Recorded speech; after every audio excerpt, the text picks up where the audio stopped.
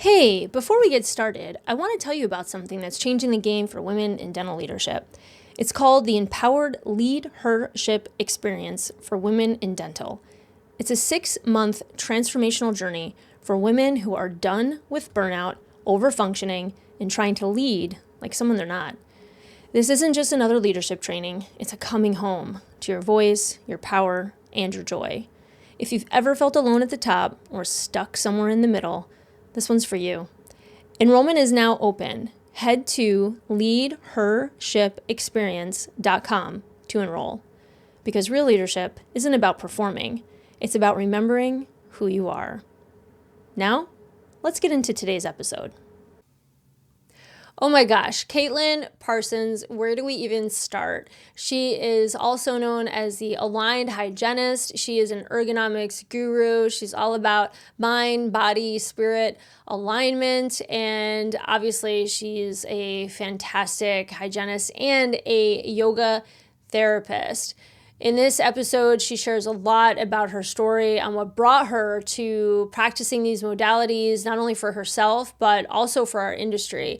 In my opinion, which you'll hear multiple times throughout this episode, is I really think everyone should find her or someone like her and pursue this kind of work to really be able to ensure that you feel really good in your body, and also how that leads to feeling better emotionally, mentally, and spiritually as well. In dentistry, we are so hard on our bodies, and we also carry so many emotions throughout the day, not just from what's going on within our teams, but also seeing patients from all walks of life and the emotions that they come in with when they see you, whether it's, saying hello to you at the front desk or even working with you as a patient and you as a provider.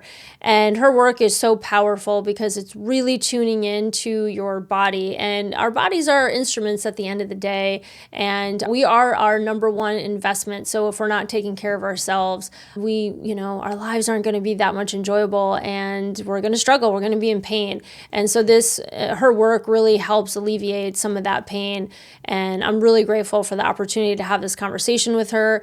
And she's just an incredible human. And I hope you enjoy this conversation as much as I did. Caitlin, thank you so much for being with me today. I have been really looking forward to this conversation. Ever since I met you a few years ago, I knew that you were somebody that had so much depth and you cared so deeply about people in the industry. And you just approach the dental space and also the world of hygiene in such a beautiful, balanced way.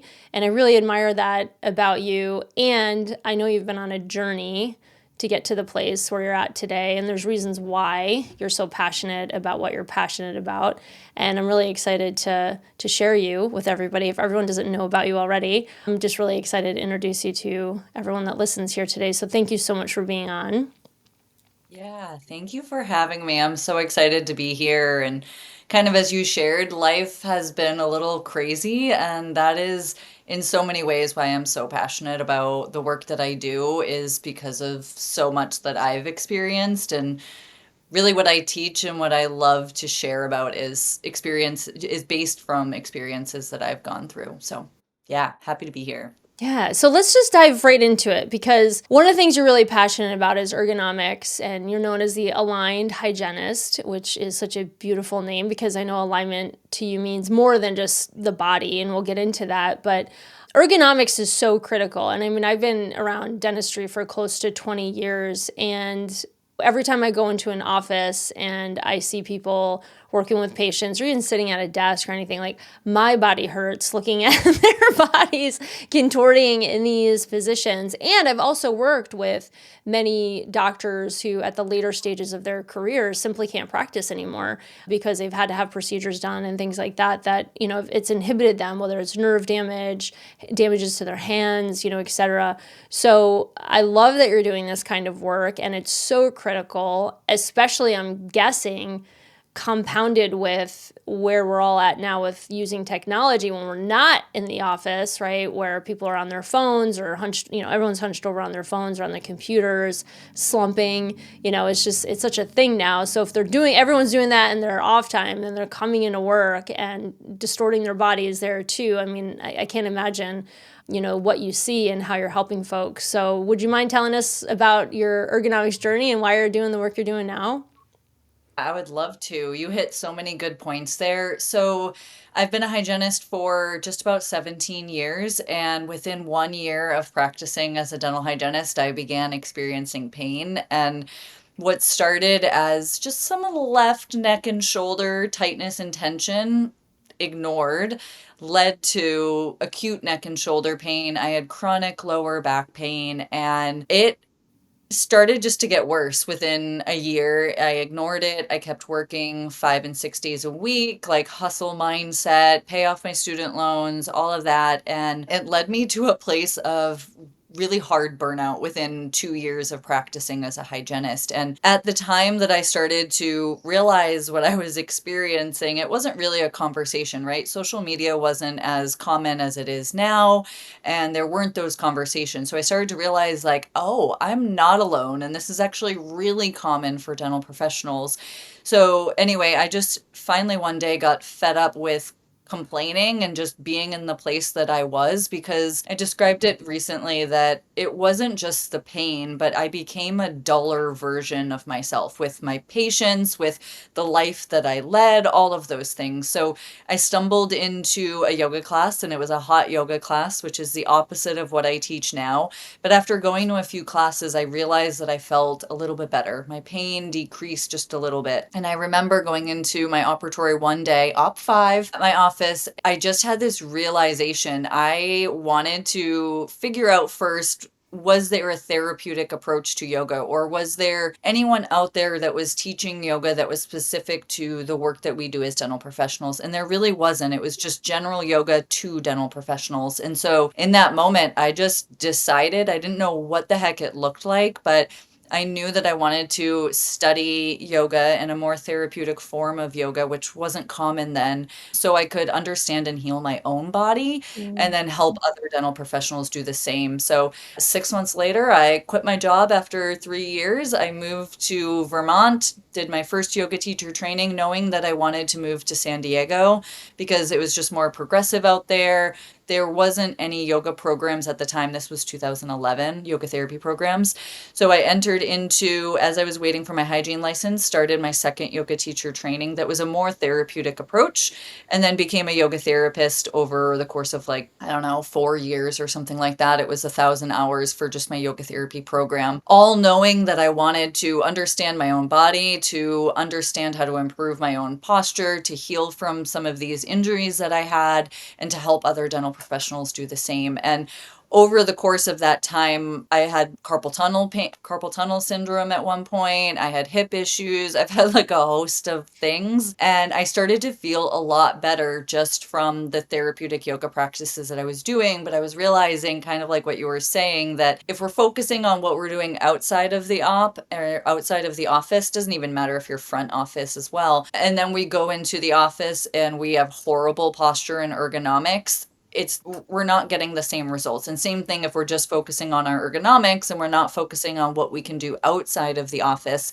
we're missing a huge piece. So I started to realize, like, okay, it's time I really stop using my chicken wing, stop practicing at 7 o'clock because I'm left-handed, but I started to make changes with my ergonomics. And over that time, I began as a yoga therapist working with clients one-on-one. So I was teaching yoga therapy classes, I was teaching yoga for healthy back classes, working one-on-one with people that had either chronic or acute pain and injuries.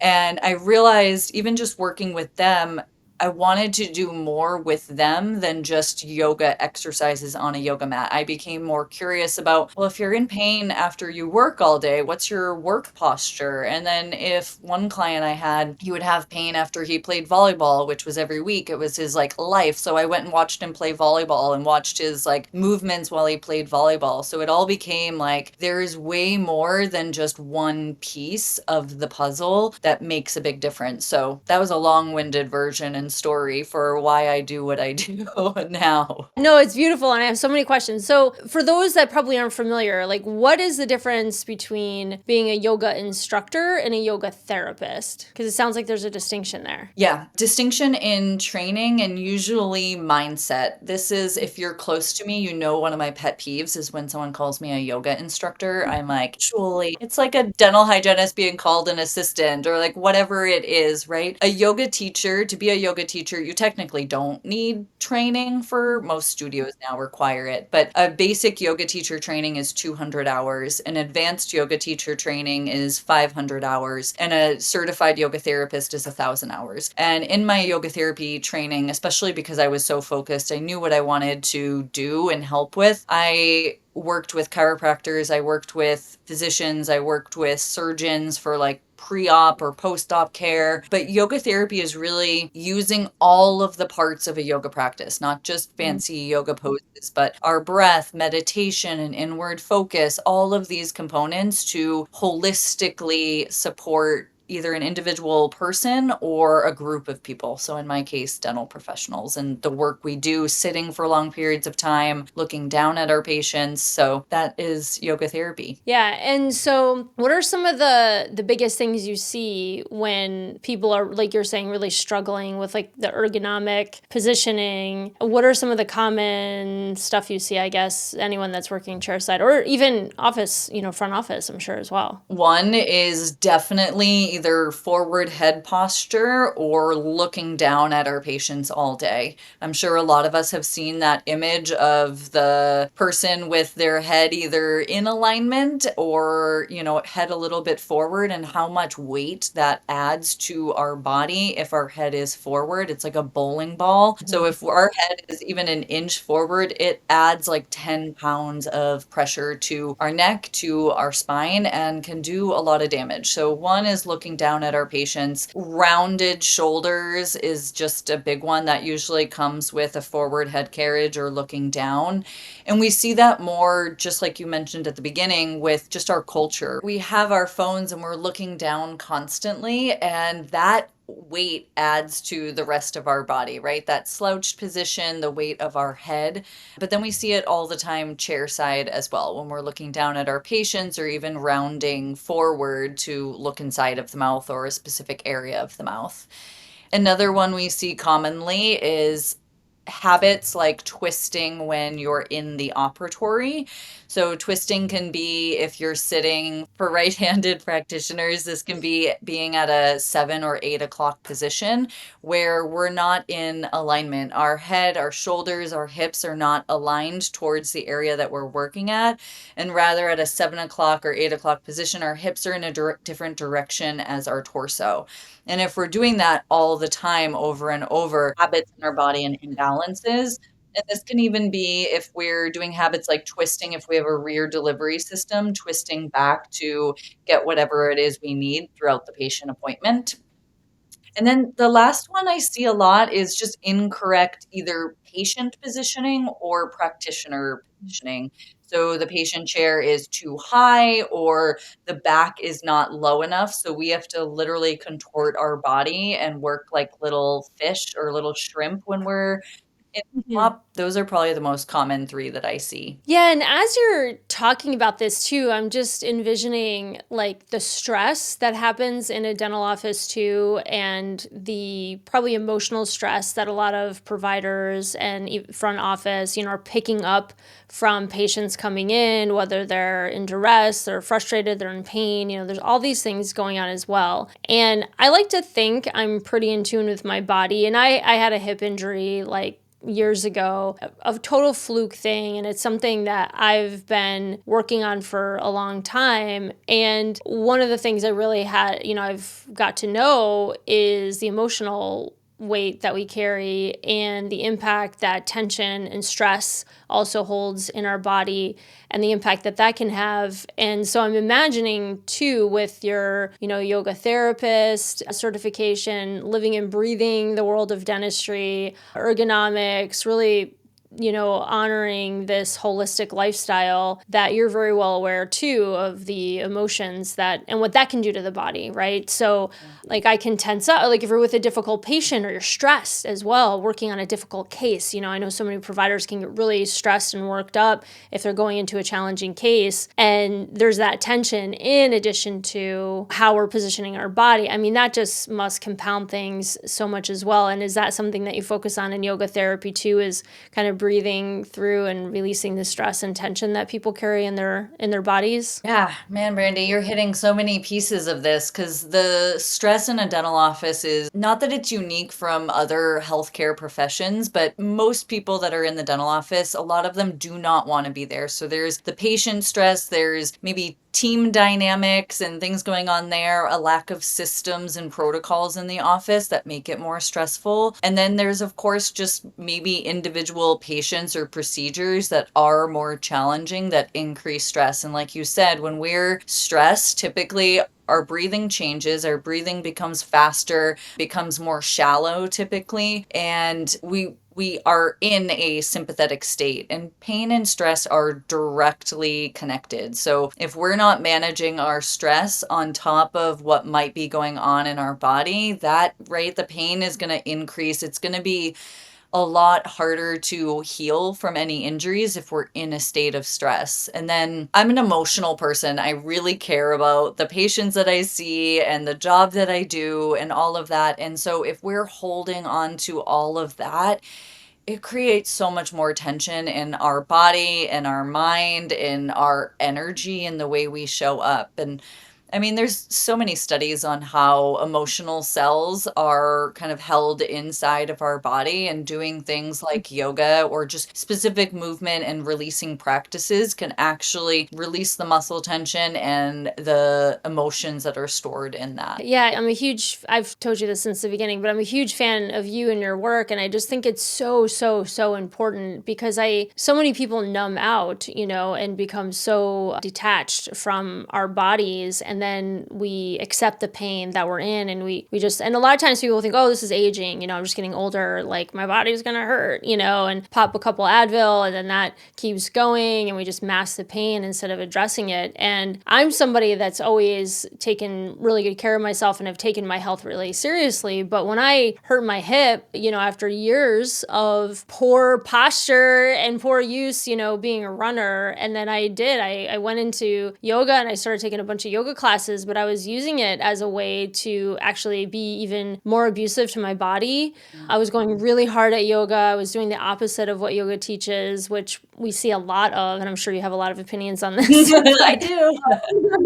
I know. I bet. I was doing it more for like sport, and I wasn't using it as a way to connect with my body. And it was more of like another thing I was challenging my body to do. And again, I went too far and I messed my hip up. And then I didn't take time to heal it. That caused some issues with my low back. And then I just started, holding my body differently as a result. And man, it was a downhill, it was just a cascade effect of so many things to the point where my leg was almost like not working, and I had to go through all of this emotional work, and I had to unpack a lot of it to even get to the root of like, why am I treating my body this way? Why am I, so detached? And really taking the time to rewire my relationship with my body, because I've always been a competitive person. I've always been a go-getter. And that was just another extension of just these extremes, that I was putting my body through. So with all that too, I know what it's like, not extreme like many people out there, but pain management. And when you're in chronic pain, that is a big deal. And like you experienced early in your career, I'm so grateful for you that you recognized it early and started getting the help, but not a lot of people do. And they don't realize the toll it takes on their nervous system and their emotional well-being. Yeah. People that are living in chronic pain are no fun to be around, and they're miserable too. Yeah, it affects so many areas of our lives. I mean, it affects so many areas of our body if we're in chronic pain, kind of like what you said with your hip. If your hip is hurting and it's constantly hurting, we kind of baby that area, or we stop using it, and if we're not doing exercises or movement or supporting that area, it just keeps getting worse. And I've seen that with so many clients that I work with. Yeah, there were so many pieces in there that I wanted to touch on, but I love this one study. First of all, I'm really passionate about yoga, but there's so many different types of yoga. It would be like saying every dental office is the same. We know that is not the case, right? And there's so many different styles of yoga. I'm not here to say that hot yoga or the faster paced yoga is wrong. I think we just have to be really intentional of why we're doing this practice and be really aware of our body, because if we're in any fast paced movement or exercise class and we are not aware of our bodies, we are more prone to injuries, right? And pushing ourselves past because we're not paying attention. There's this one study that I love that it's for yoga, using yoga for people with lower back pain or chronic lower back pain. And it was the yoga group did only 6 sessions of a general yoga class, and they had less back pain, better back function, but they also had higher pain self-efficacy scores, meaning that they understood their body's pain level and how to pay attention to it, but they also understood how they could resolve that pain more easily than another group could. And I think that's so powerful for us in dentistry, especially because we are go, go, go, go, go, and we are up against, production goals and schedules and these maybe challenging cases or patients that if we allow ourselves, we can be so disconnected from our body and just shuffle through the day. But if we have a deeper awareness of our bodies, we can know our limits. We can go home from work that day and start working on our body because we're paying attention. But we also know the things that can help both in the op and outside of the op. And I think that's really, really powerful. Yeah, I love that. And also just that emotional awareness, that self-awareness, we're recognizing. I mean, I meet so many doctors later in their careers that have become really grumpy. And yes, there's a lot of things that play into that, but a lot of times I think they're just in physical pain. Yeah. Like they're just at this point. I mean, I've met countless docs who are just like something hurts all the time and they're frustrated with that, and then it gets in their head that, oh, I'm getting old, or I'm washed up, or I'm this or I'm that, and we start telling ourselves these stories, and then we become our thoughts, and then again it's the downward spiral, right? And I like what you're saying, because there's even just, there's nuance that you can, there's moves you can do that it doesn't mean you need a hip replacement. I mean, honestly, I went to an orthopedic doc, and of course, he was like, oh yeah, we should replace your hip.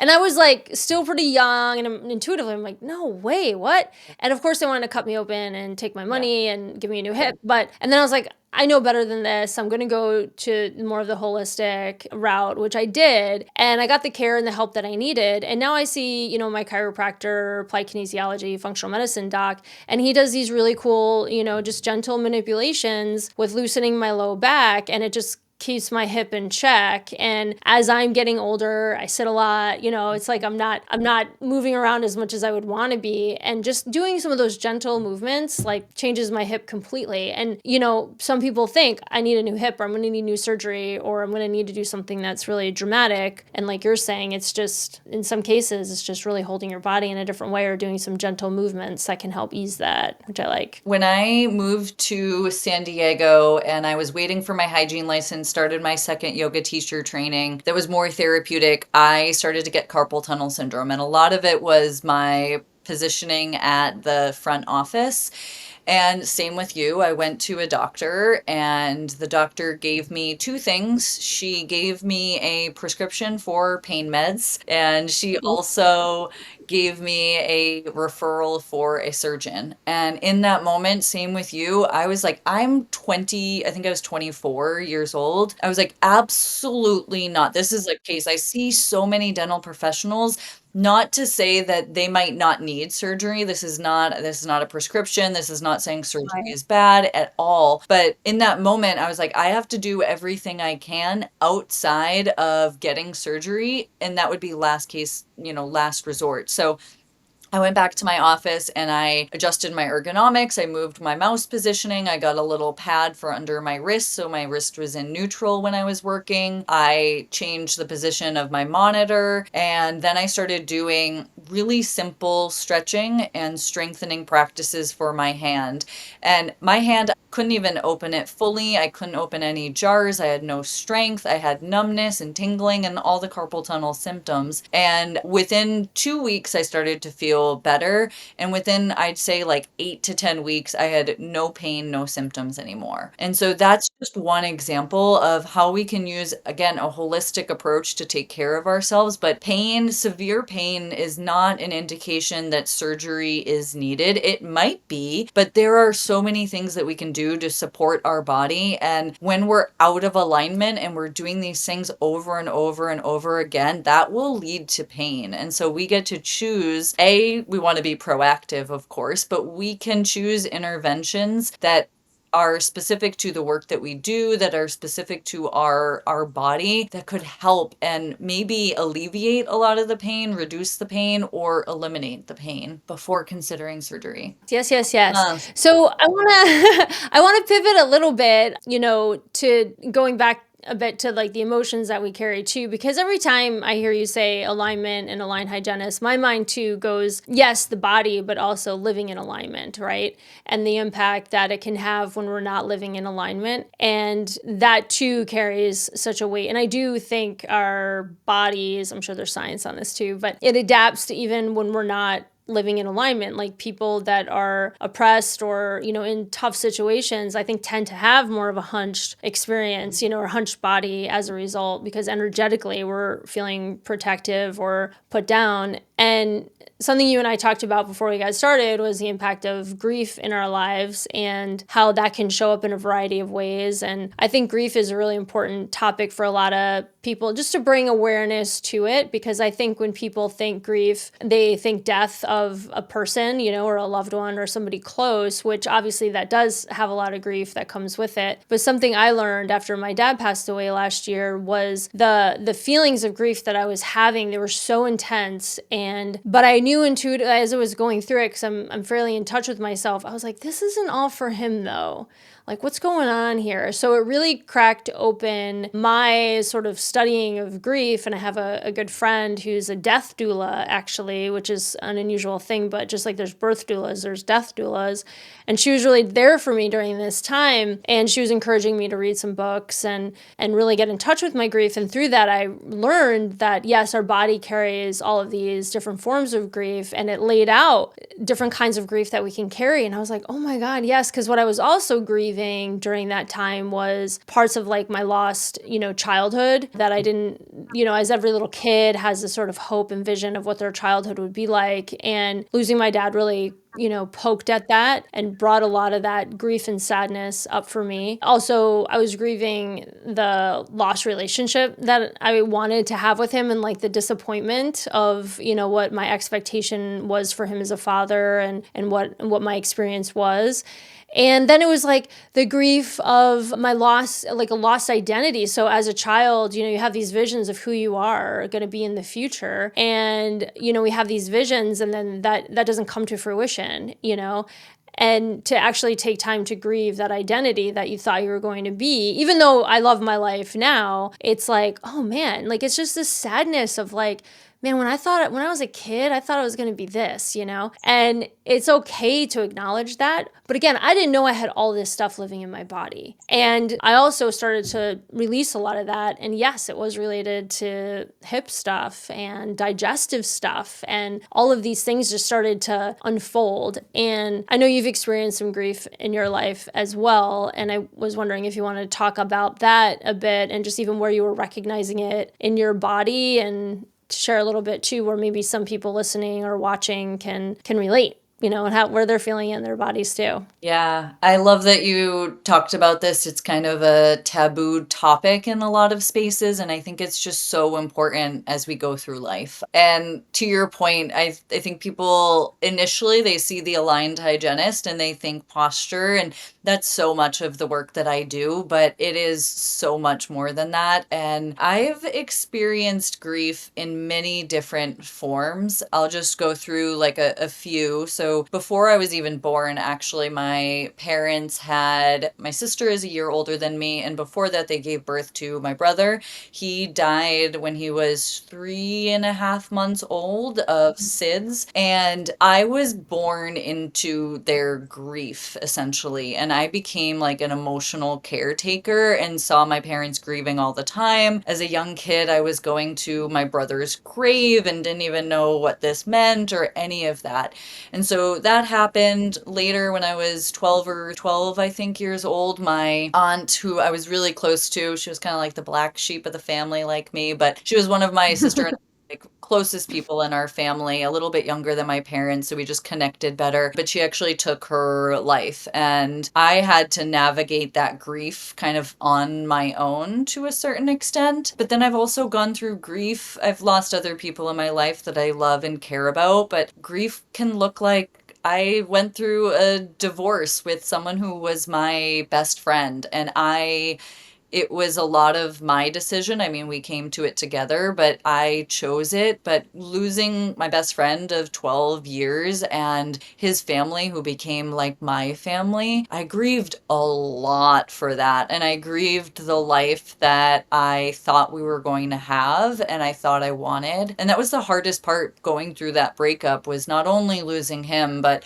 his family, who was my family, and this life that I thought I'd have. And then I recently moved from San Diego to Massachusetts. And even just that, it came pretty suddenly to make that decision. I wasn't, I feel like, fully prepared, and I grieved just the life that I had there. And as I shared with you that I moved to Massachusetts, where I'm from, but I ended up staying with my parents, and I thought it was going to be a short time. And what it ended up being was 2 years, because my dad was diagnosed, he's okay now, but was diagnosed with a rare form of leukemia. So I ended up staying with my parents for 2 years just to support a little bit and be there as he went through that. And even though he's okay, there was a lot of grief wrapped in that. And then, there's grief can take so many forms. And I feel like our culture is in even just losing your loved one, and like the time we get for grieving and bereavement and in our culture is insane to me.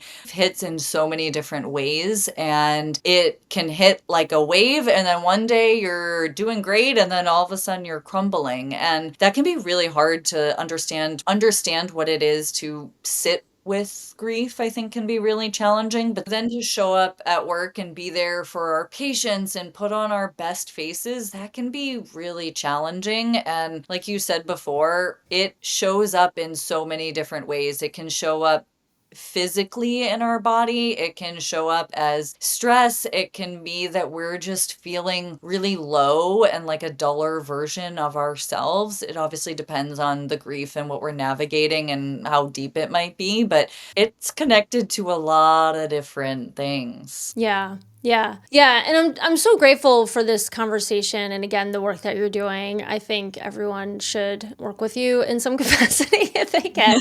But yeah, because it's just that, so many people are walking around struggling, whether they're in emotional pain, physical pain, and just having this kind of awareness so they can start working through it, and having, a support team to help them and to acknowledge that, yeah, you could be grieving, right? And it could be, just like I guess in the world of trauma, it could be, big T, little t, big G, little g. But I think just the grieving of, something I am even becoming more sensitive to is I have long-term relationships with some of the folks I work with, right, as clients. And when those partnerships end, because they do, and there's always a little bit of grief there as well. It's like, oh yeah, there was this like time we had together where we did this really cool work, and now that's over, and it's okay. You and I, am assuming you are as well, highly sensitive people. And there's a lot of people that are highly sensitive people, especially in healthcare. We're in this, place of serving and helping others and having that servant mentality, and to just really honor that and recognize like, oh yeah, there's going to be days or weeks or months or years where we're processing stuff, and to just have that level of compassion and to take it easy. Yeah, that's great. And I always say, like, how can you take care of yourself for the season that you're in? Because we Mhm. all go through different seasons, and we go through some that are really great and easy, and our exercise routine is on point, and our meditation and all the things. And then we get hit with something that, again, might be big, might be small, but might affect us quite a bit. And how do we show up for ourselves in that time? I know when I was living at home and going through all my stuff the last couple of years, my exercise changed dramatically. And I had to grieve a little bit of what I was able to do before and just show up for myself as is. And I think this conversation is so important because we do work in healthcare, and to understand that we don't know what everyone is going through, whether it's our coworkers who might be presenting as rude or snappy or irritable, might be going through something that we have no idea about. And same with our patients. That's why I love being a dental hygienist in so many ways, because I love getting an understanding of my patients and their why, instead of, oh my God, you haven't been in 2 years, and like having this judgmental tone with them or conversation. It can be like, is everything okay? Like, who knows what has gone on in that person's life in that 2 years? And how do we show up for, again, ourselves, but also the people that we're working with or surrounded by? Yeah. Gosh, I love it. So, with that, I guess what would be a suggestion you have to anyone who's really new to body self awareness that might be listening to this going, oh my gosh, do I have pain? Where's my pain? What would be maybe a first step that you could offer them and just exploring this concept? Yeah, there's so many things I feel like Brenda, you and I could talk about all Yeah. of this stuff all day. If you're new to yoga or new to being aware of your body or feeling like you're disconnected, I mean, just taking more time and opportunity to slow down and to pay attention. And this could be when you're writing your notes for a patient or a brief minute between your patients, just taking time to breathe, to notice it. I mean, obviously you're breathing, but notice your breath. Can you slow the breath down so you become more connected to your body?